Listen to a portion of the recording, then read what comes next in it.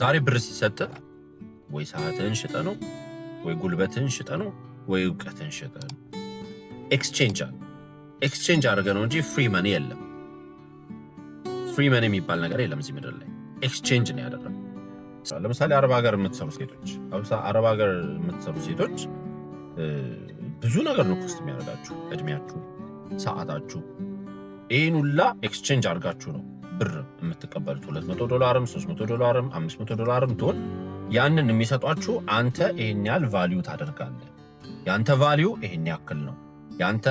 ያ ማለት አንተ ለኛ የሰጠን ሰዓት እኛ ካልኩሌት አድርገን በብር ስንቀይረው ይሄን ያክል ነው ብለው በብር ካልኩሌት አድርጎ ይሰጧቸዋል። ለምሳሌ አሁን ስራ ስሰራ እኔ በሰዓት ሲከፈለኝ አንተ በዚህ ሰዓት ወርዝ የምታደርገው ይሄን ያህል ነው ብለው የሚሰጡኝ ማለት ነው። ያንን ብር እኔ ወስጄ ዌስት ሳደርገው ዌስት እያደረግኩት ያለሁት ብሩን አይደለም። አሁን ብዙ ሰው ብር አጠፋ አይደለም፣ ብሩን አይደለም እያጠፋ ያለሁ፣ ሰዓትህን ነው፣ ጉልበትህን ነው፣ ዕውቀትህን ነው፣ ጊዜን፣ እድሜን፣ እነዚህ ነገሮች ሁላ ተደምረው በዛ ብር ውስጥ አሉ። ያንን ብር ስታጠፋ ይህንን ሁላ ነው እያጠፋ ያለው። አልገባህም? ሰው ብር ሲያጠፋ ኖርማሊ ወረቀቱን ያጠፋ ይመስለዋል። ወረቀቱን አይደለም እያጠፋ ያለው። በወረቀቱ ኤክስቼንጅ ያደረግከው ምንድን ነው? ወረቀቱ ውስጥ ኤክስቼንጅ ያደረግከው በወረቀቱ ምንድን ነው? ያ ወረቀቱ ያ ከረንሲ ሰዓትን፣ ጉልበትን፣ ጊዜን፣ ዕውቀትን ይዟል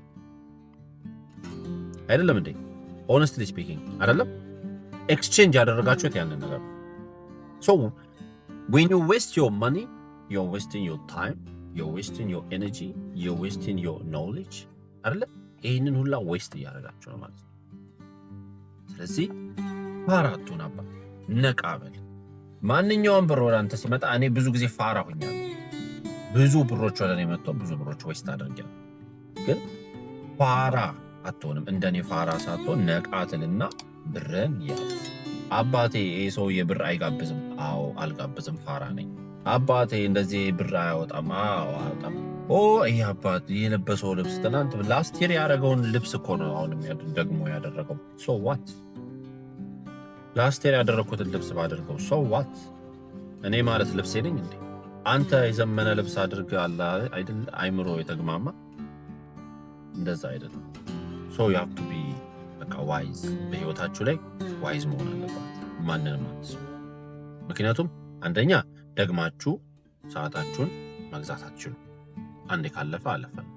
ወደ ኋላ ተመልሼ እድሜን መግዛት አንችልም። የወደፊት ህይወቴን ግን ማስተካከል እችላለሁ። እና ዋይዝ ሁኑ። ያላችሁን ነገር ያዝ አርጋባት። ያዝ፣ ፍሬን ያዝ፣ ፍሬን ያዝ። እሺ